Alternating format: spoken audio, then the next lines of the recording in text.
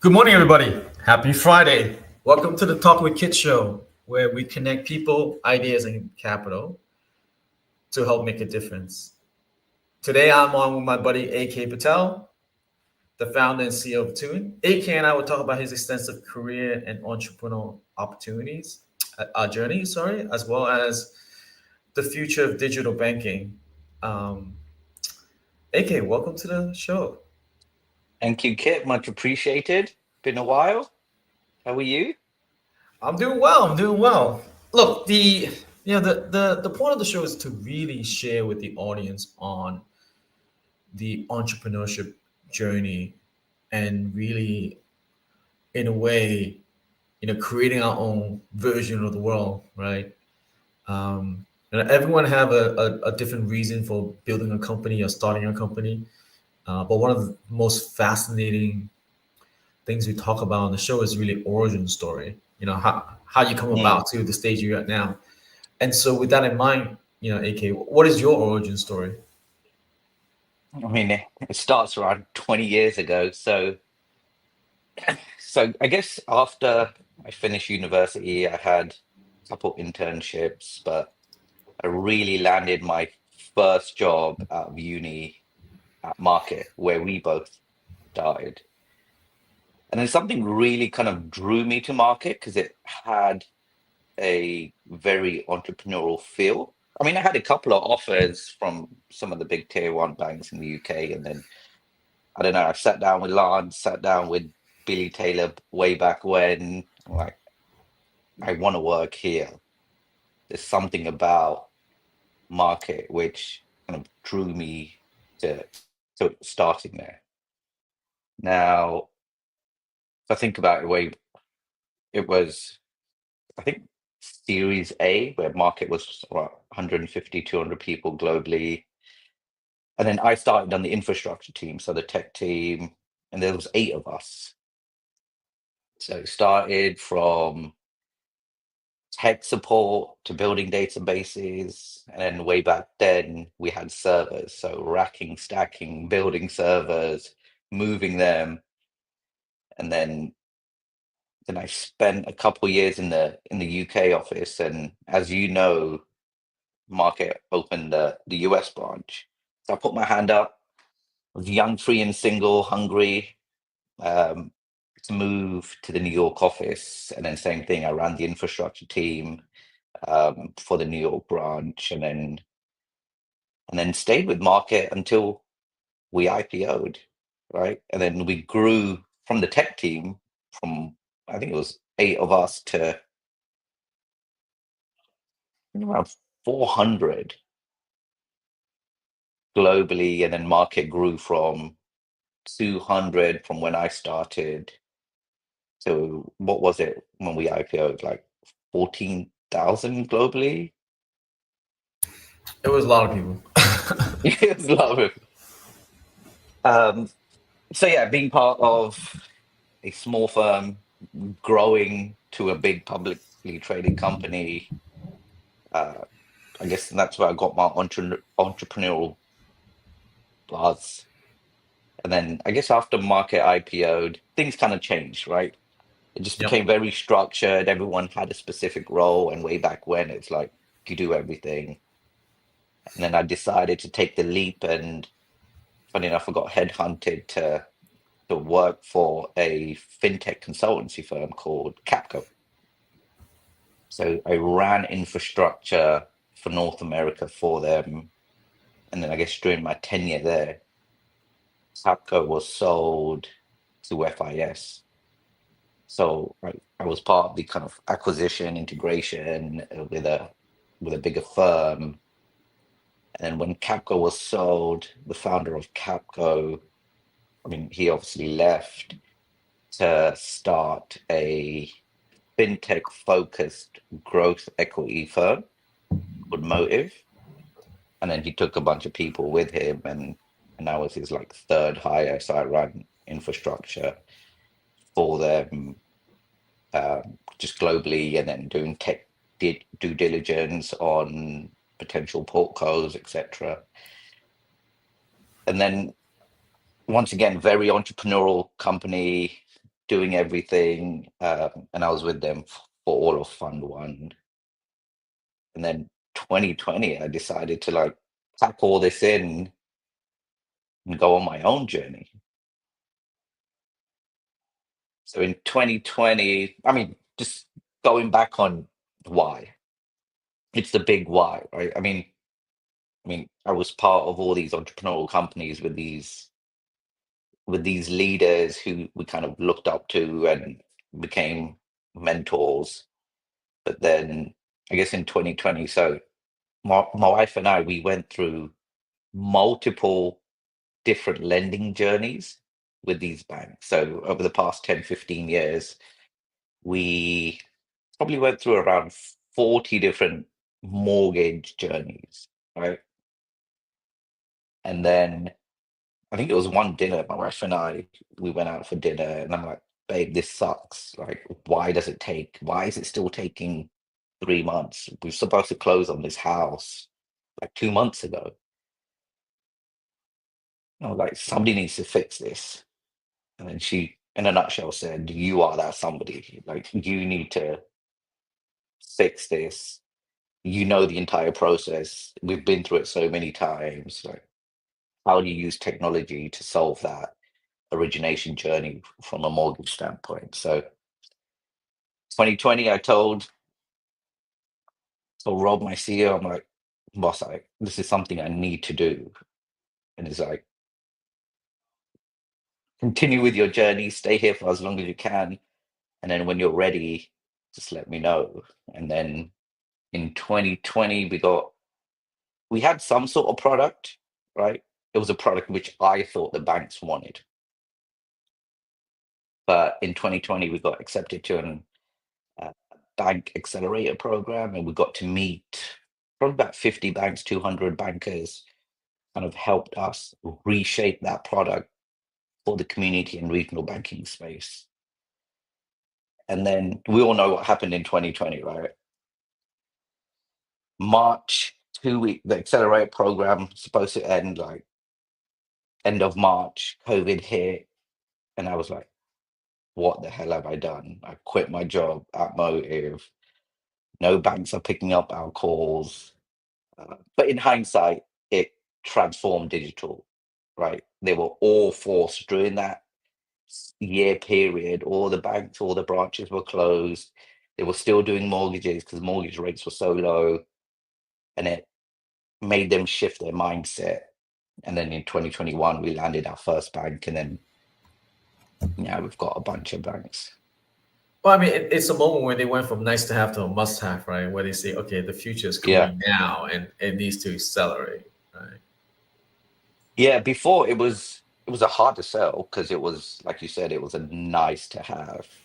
And then how these banks think it's, if it's not broke, let's not fix it. Yeah, yeah.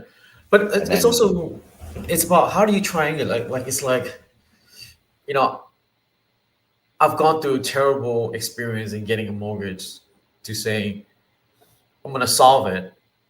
I'm going to build technology to solve it. And I'm going to figure out how to get it to banks. Like, it must take a lot of courage to do it, though, right?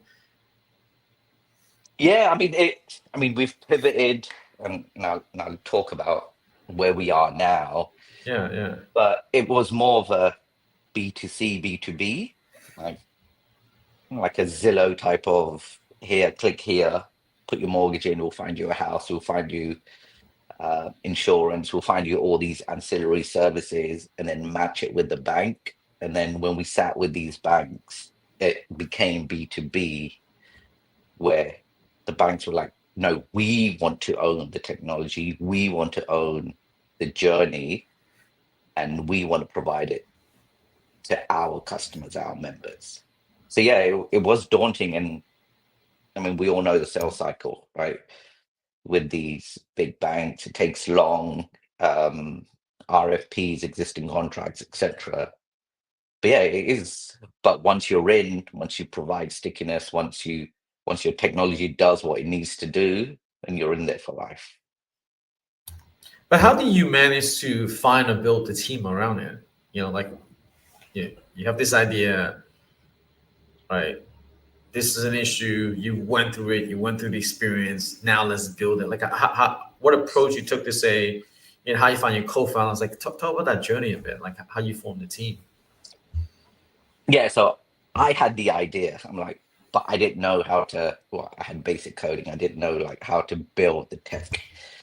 But then it goes back to private equity days where I was mm, doing some sort of kind of advisory work for this family office who was looking to acquire this technology from a founder in India. And he was like, AK, do me a favor. Can you look at the tech? Blah, blah, blah.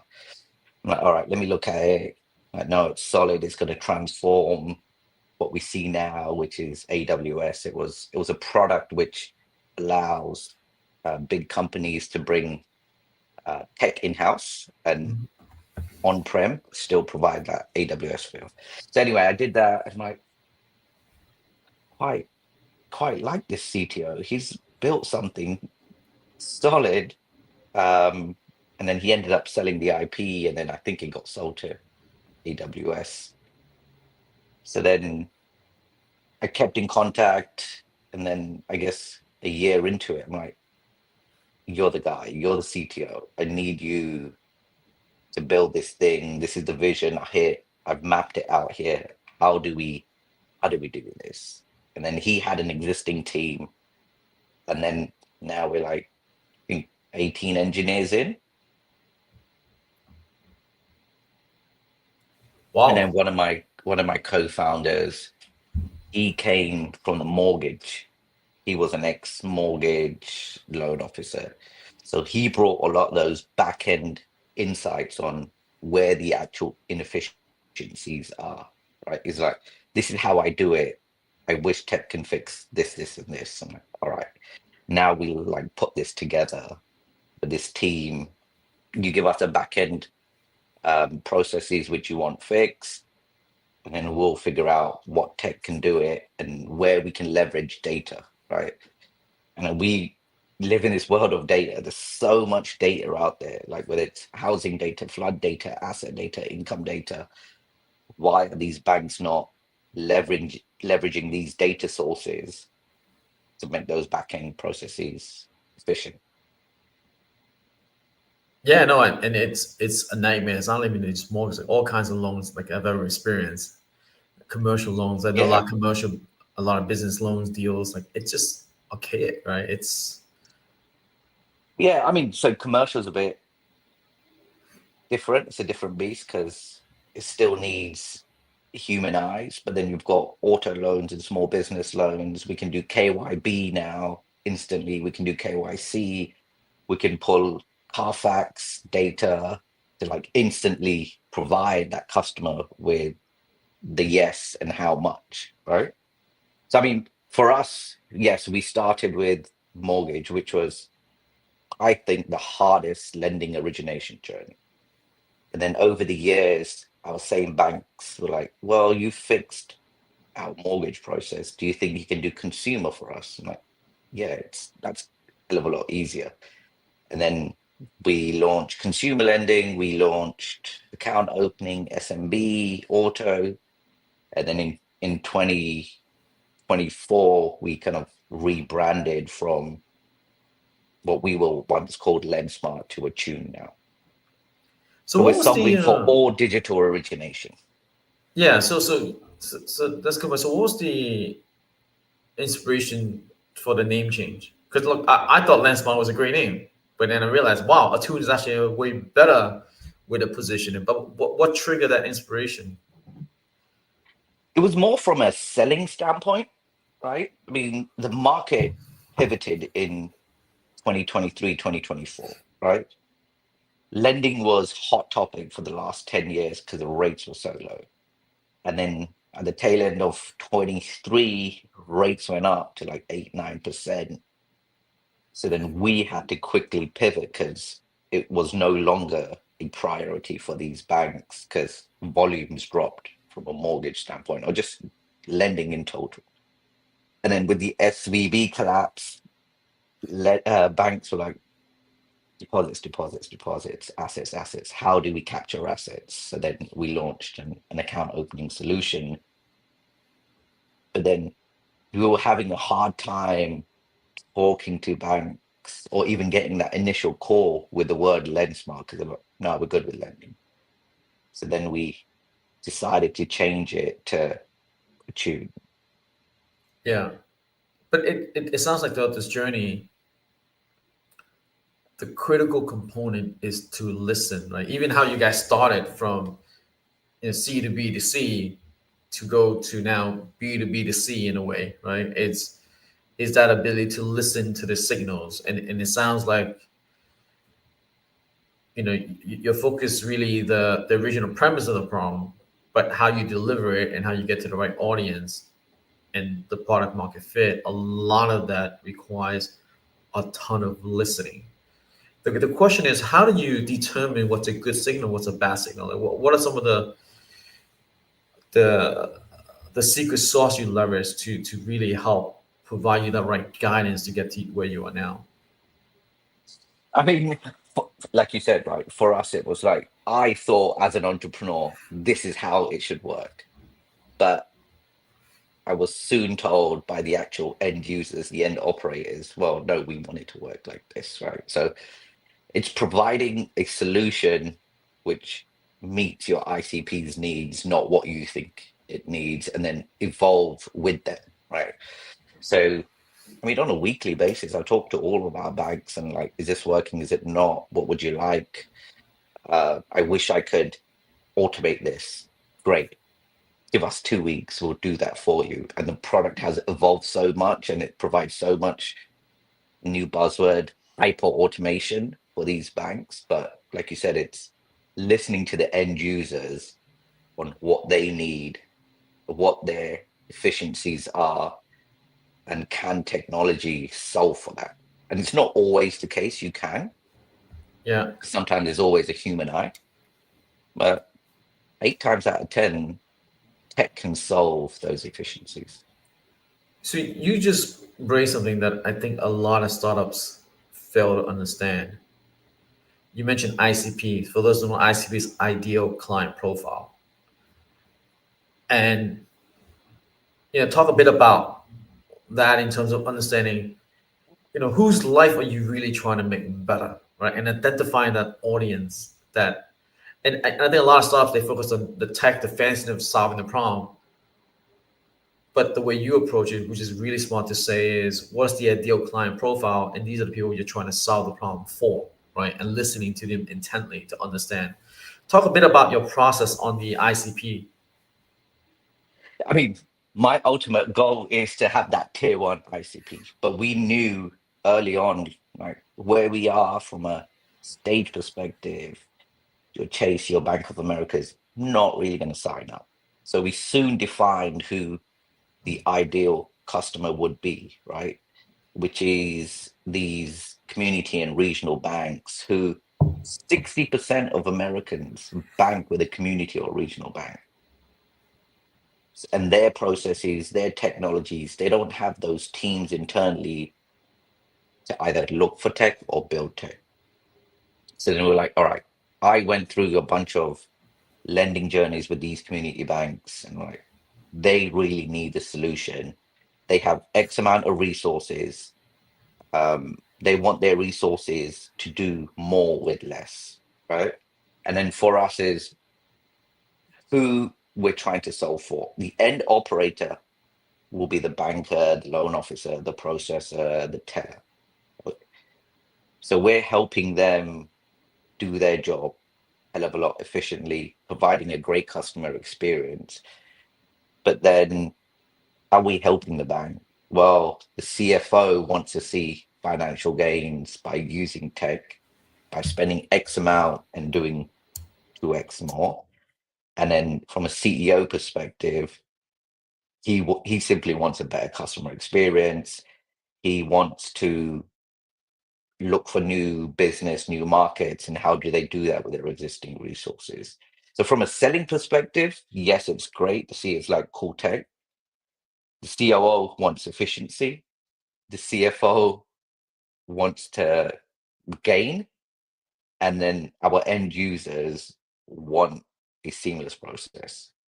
And they don't want to click 10 times. They don't want to call the customer to get this information, etc.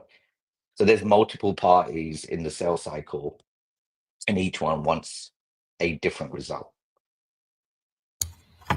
No, that's right. Because you need to identify the ideal client profile, and you need to identify that buyer journey, right? And Mm. disciplined startups have that right mindset, and your team does a great job with that, right? As you highlighted, I think a lot of people starting businesses, stay so focused on the tech that they don't realize like these other stuff they have to look into, right? Because you can build something beautiful, but no one's gonna buy it or look at it or use it, right? I always use the example of like the VCR versus Betamax. Right? Betamax we know is a better technology.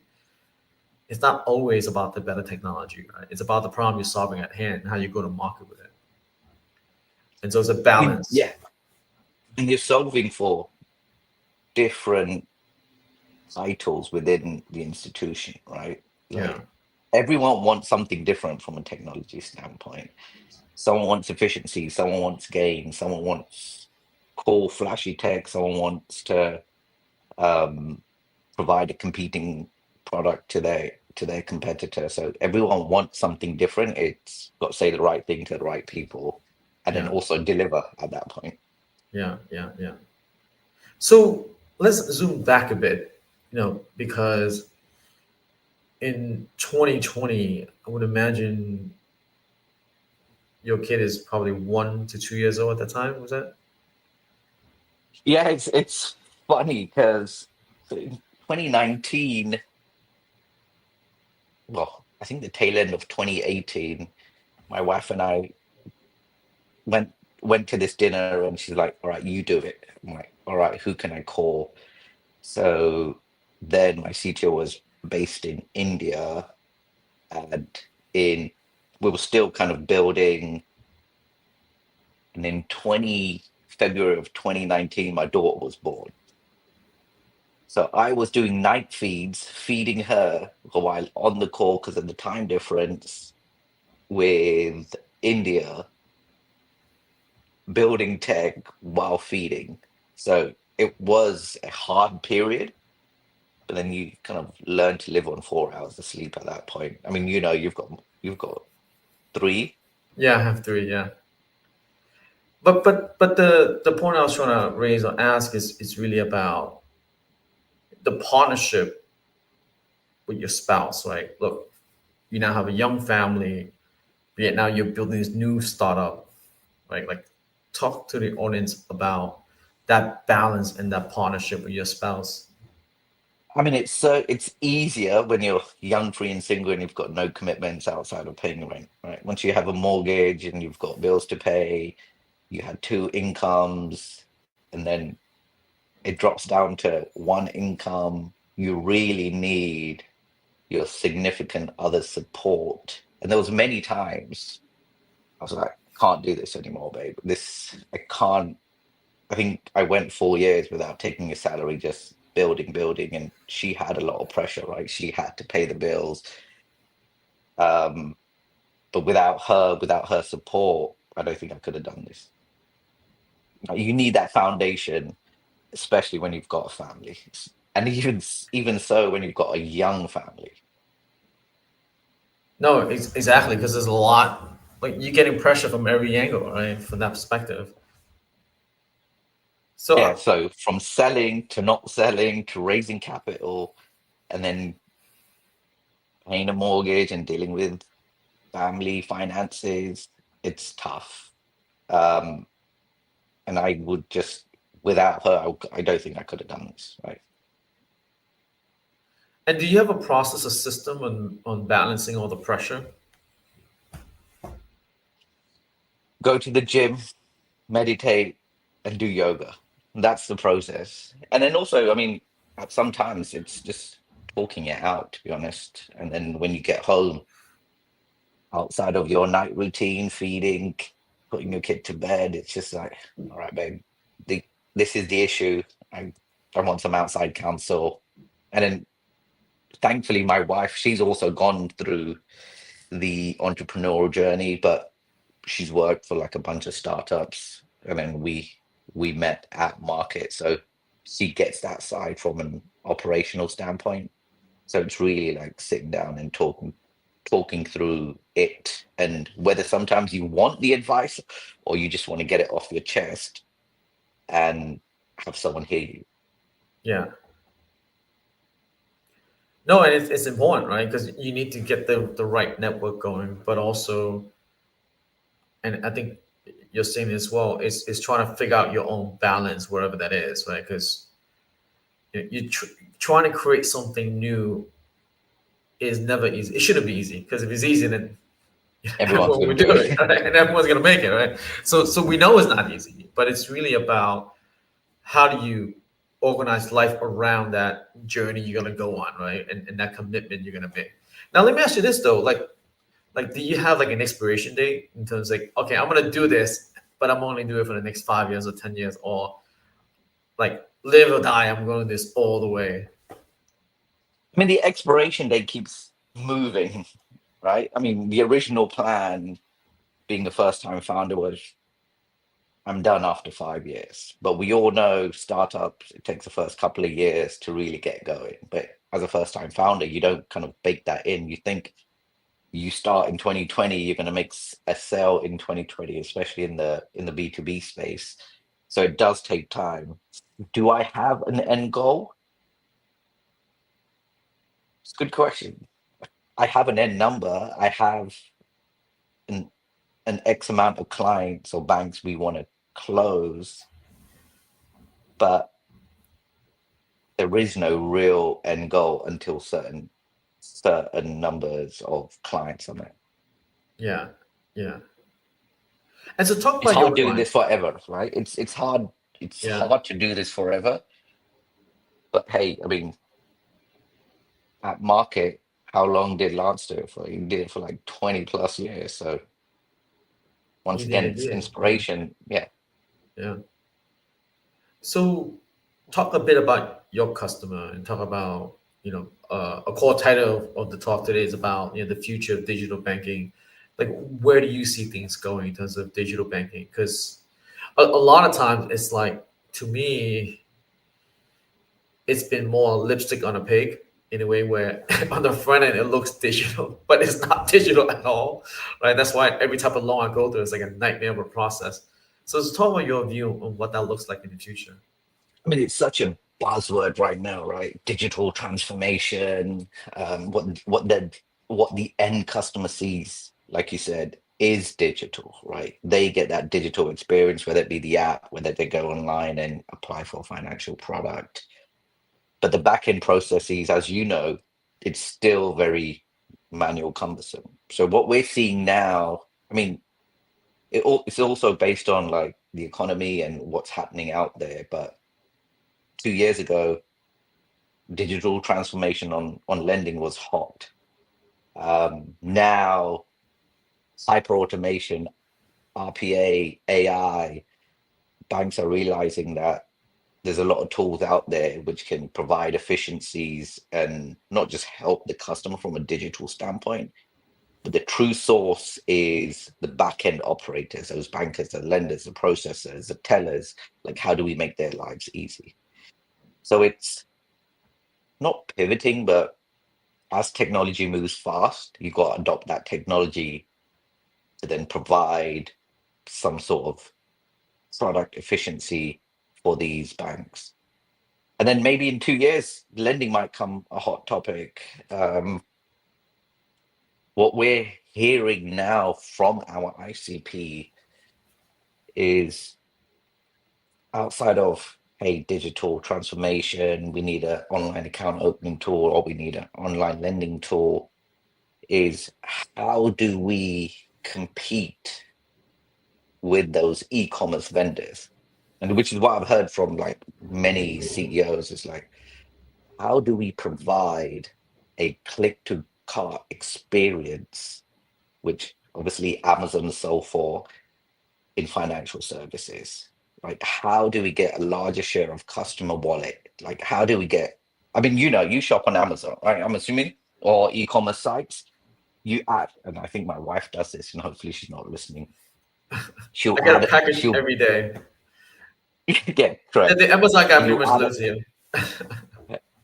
you add a product, and then by the time you check out, you've added 3 more, right? Because they Yeah. provide that personalized experience. And why is it so different in financial services? And I'll give you an example. Like, you're looking for a consumer loan. Why not cross-sell maybe a checking account, maybe a credit card at point of application? You are applying for an auto loan. You're going to need insurance at some point. Why is the bank not providing these personalized recommendations at point of application? So we've started to incorporate cross-selling right now for these institutions, outside of providing a great customer experience for their customers. It's also allowing these banks to get that larger share of wallet. No, I think that makes sense. Like you're building that immersed experience while you're in it, right? To your point, like either even when you're getting a mortgage, right? Well, why not connect them to homeowners insurance options as well, right? Because they're there already. They're gonna need it, right? And so why let them go Yeah, somewhere else? I mean, so that was the whole premise of when we started LendSmart as well. We go to a bank to get the mortgage, but that's not the only product or service as a first-time home buyer you need, right? You need insurance, you need flood insurance, you need all these other products before you can actually get that key. And how do you kind of let the bank own that customer journey and say, well, thank you for applying for a mortgage. Now we're going to help you with all these other products and service you need. And then that kind of evolved into what we have now, is providing those personalized experiences and cross-selling that customer at what we call at the moment of truth, right? Yeah. Awesome. Well, thank you, AK, for being on today. That was great conversation, great discussions overall. Now, how we usually end the show is to really a benefit for you is understanding, who or the types of people you want to connect with and how we as community can help you and your team at Attune. I mean, right now we're just sell. So anyone who's got connections within the community banking and regional space, and we always love to kind of hear from venture capital VCs as we may be raising in early Q1 to accelerate growth. So love the connection, love anyone who can make recommendations. So would appreciate that. Awesome. Well, thank you, AK, for being on today, and have a good weekend, everybody, and thank you for your continued support. Have a good one. Thank you, Kate. Much appreciated, my friend. Thank you. Bye bye.